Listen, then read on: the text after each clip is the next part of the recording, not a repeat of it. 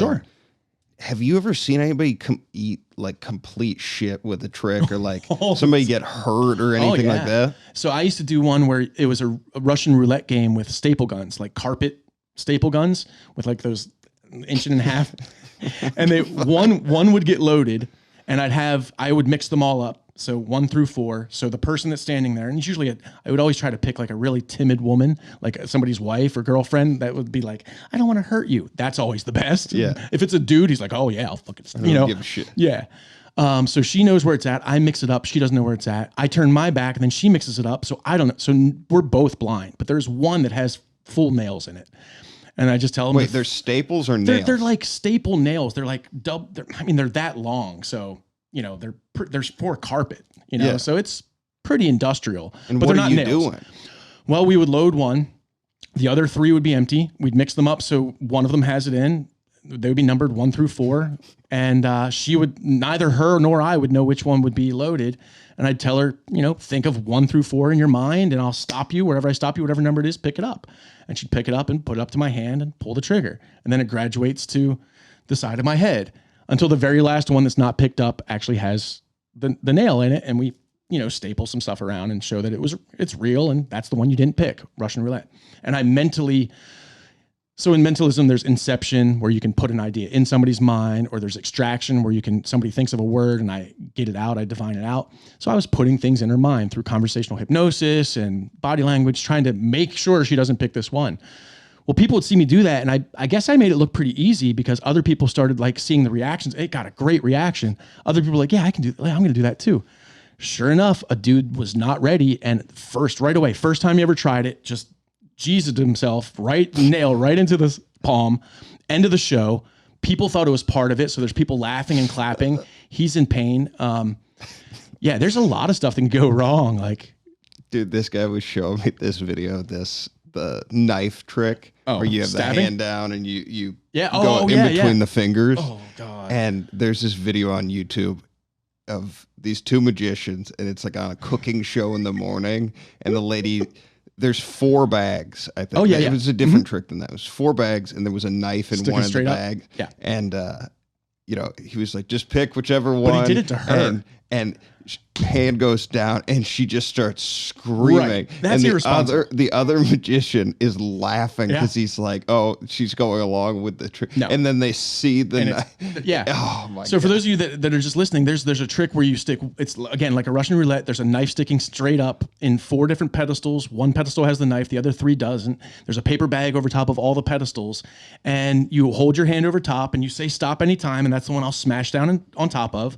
And lo and behold, there won't be a knife. And we'll discover at the end that the last one that wasn't picked had a knife.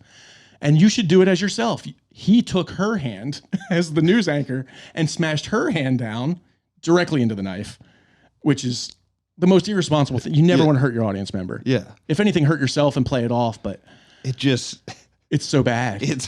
I'm just laughing. It's like that cringe humor too, where you're like, you just see how like defeated he looks. And yeah, that's the thing. For a magic trick, the best case scenario is somebody being like, oh, cool. So you just put yourself or somebody else in the risk for somebody to be like, yeah, the worst case is you literally just anytime somebody Googles your name as a magician, it's like you hurting. Yeah. Oh, yeah. Did you ever have anything like that happen though? You personally? Not to me. I mean, I would screw things up where I would get to a point where whatever I just did made it impossible for the trick to work. And I would just have to be like, well, guys, it's not going to work. Thanks. Like, we cannot accomplish this trick. And they're like, what do you mean? And I'm like, well, I'm not really magic. So the card fell out of my pocket, or, you know what I mean? Like the rubber band broke or whatever it is. I lost the coin or I didn't bring the right thing. Sorry. And that's just embarrassing. And you can't really scrape it back up and be like, but I can show you this. They're like, nah, I'm good. Yeah, you know, just cleaning up the mess afterwards. Yeah. God damn. I had a couple other questions for you.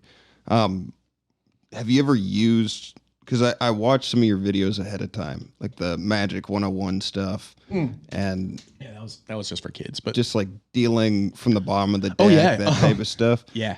Have you ever used Magic personally for like gambling purposes? So I started out at 14 years old learning how to palm coins and cards. And I'm not proud of it, but I used to go to this like sports dealer that would have comic books, cards, coins, and I would palm coins and steal coins when I was younger. And I, whatever. I was a kid, whatever. Did you get any solid ones? I don't know, because I wasn't trying to flip them. I wasn't, fencing the stuff. I didn't have Marlon Brando selling it into the, to the Russians. I was just stealing stuff to see because if I could get away with it under somebody's nose that didn't want it to happen, I knew that I could get away with it with a kid at school or a drunk guy at the bar, So I was like, that was my justification, at least.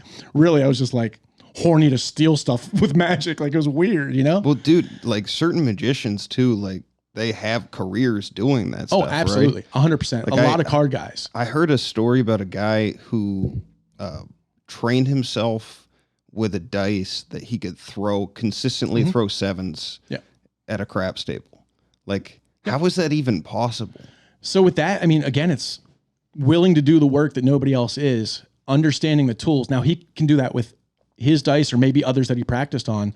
There's obviously going to be certain scenarios where it's just not going to work for him because he's not practiced, but you can get down to, it's hand positioning and release, roll. You can feel I guarantee that guy practiced on different kind of felts for the bounce back. He bought the table right, exactly. that was used at the casino. Right. So he can account for how it's going to roll when he flips it this way. Have you heard of anything else like this? Oh, all the time. There's guys that would, so there's different, playing cards get really deep. There's different stocks, air cushion finish, cushion finish, slick. There's different paper coatings that they do over top. So when you're doing certain manipulations, like a bottom deal, a second deal, or trying to stack the deck in a shuffle, certain decks work better for that than others. And you have to do your research. Just like sports bettors go and research what kind of wood is on a basketball court so that they can kind of juke the points for the spread. Magicians or gamblers or cheats are like, what kind of decks do they have? Like, what kind of table is it? How fat are the dealer's hands? Like, all kinds of stuff. Yeah, it's I interviewed Gina Fiore on here, and she's a hole carder, and she was talking about just on other episodes, I think she was talking about this, is just buying the actual decks of cards that they have and being able to memorize the edges of how they look. Oh yeah, because usually casinos use all over decks, meaning the deck you might use at your home, bicycle deck, has a white border usually. They won't have that one right here. I got one right here. Yeah, you can actually see. So there's a white border around it. That's just a home deck. But in casinos, it's all over because you can't mark it as easily and you can't track it as easily. But what they don't realize, or they do now, is that those borders are inconsistent. The way they cut that sheet of 52 pieces of paper into one deck, those little diamonds on the side match up a certain way. So you can actually start learning how to read them off of certain decks. Has magic got you laid? Oh, every girl I've ever dated or been with has been into magic. Has been because of magic. And mostly. How quickly did they lose interest in it? Dude, I have a whole bit about this. It's true though, but because you realize that that's also the girl that probably has 15 stuffed animals on her bed still, and she's 23. You know what I mean? You're like, so it's not that they lose interest in me. It's I'm okay, anybody who likes me is somebody that I'm not gonna like. And if you like me for magic, yeah. Because I think most people like magic, don't they? I think that a lot of people have an association with magic being this hokey old guy with a sequin vest pulling really weird bought tricks for kids or Boy Scouts. And when you can break that idea and show them there's a cool, sexy side, then they like it. But some people take some convincing. Yeah. Yeah. And it's the practice aspect of it has to be. Yeah, it's pretty intense. That's why I'm happy going to work on your manifesto or whatever. Right. It's the same thing. And part of the bit is nothing is more dejecting than working for something for 2 years where the ultimate result is somebody to go, oh, cool. Or I think he's using a thread. And I've shuffled decks of cards or practiced my second deal for years, still not even close to the second best or third best in the world. But then you do it and people are like, oh, that's kind of neat. What's the highest level that you got to? So it's not, I don't know how to describe that because it's like saying, how good of a painter are you? Mm-hmm. You're as good as you are, but compared to what, and it's also, completely obtuse to judge yourself next to somebody else, but there's things that I can do that other people can't do. Hey, if you like that video, make sure to hit the subscribe button and follow our page for new weekly content.